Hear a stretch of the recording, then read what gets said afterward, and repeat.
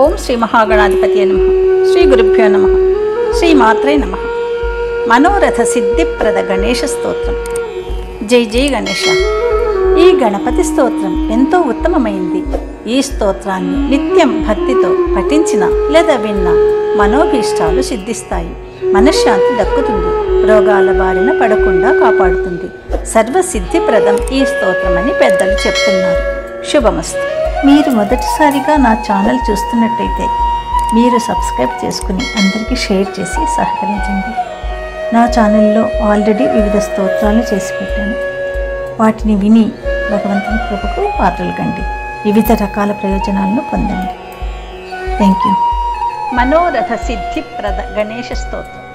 స్కంద ఉవాచ నమస్తే యోగరూపాయ సంప్రజ్ఞాన శరీరిణే అసంప్రజ్ఞానమూర్ధ్నే తే తయోర్యోగమయాయ చ వామాంగభ్రాంతిరూపాతే సిద్ధిః సర్వప్రదా ప్రభో భ్రాంతిదారకరూపా వై బుద్ధిస్తే దక్షిణాంగకే మాయా సిద్ధిస్తథా దేవో మాయికో బుద్ధిసంజ్ఞితః తయోర్యోగే గణేశాన త్వం స్థితోసి నమోస్తుతే జగద్రూపో గకారశ్చ నకారో బ్రహ్మవాచకః తయోర్యోగే హి గణపో నామ తుభ్యం నమో నమః చతుర్విధం జగత్సర్వం బ్రహ్మ తత్ర తదాత్మకం హస్తాశ్చత్వార ఏవం తే చతుర్భుజ నమోస్తుతే స్వసంవేద్యం చ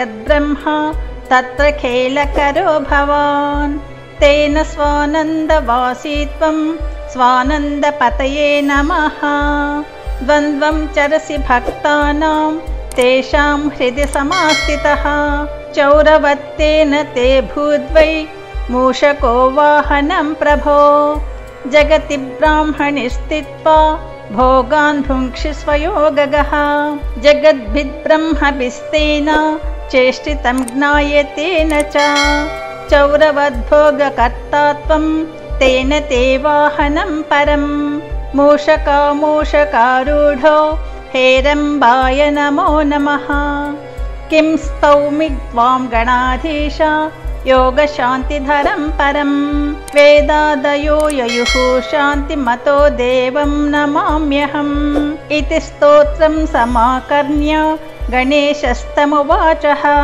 వరం వృణు మహాభాగా దాస్యామి దుర్లభం హ్యపి త్వయా కృతమిదం స్తోత్రం యోగశాంతిప్రదం భవేత్ మయి భక్తికరం స్కంద సర్వసిద్ధిప్రదం తథా యం యమిచ్చసి తం తం వై దాస్యామి స్తోత్రయంత్రితః పఠతే శృణ్వతే నిత్యం కార్తికేయ విశేషతః ఇతి శ్రీ ముద్గలపురాణే మనోరథ సిద్ధిప్రదం నామ గణేశ స్తోత్రం సంపూర్ణం.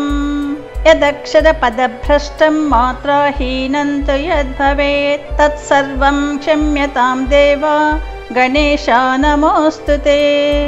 సర్వం శ్రీ శివార్పణమస్తు.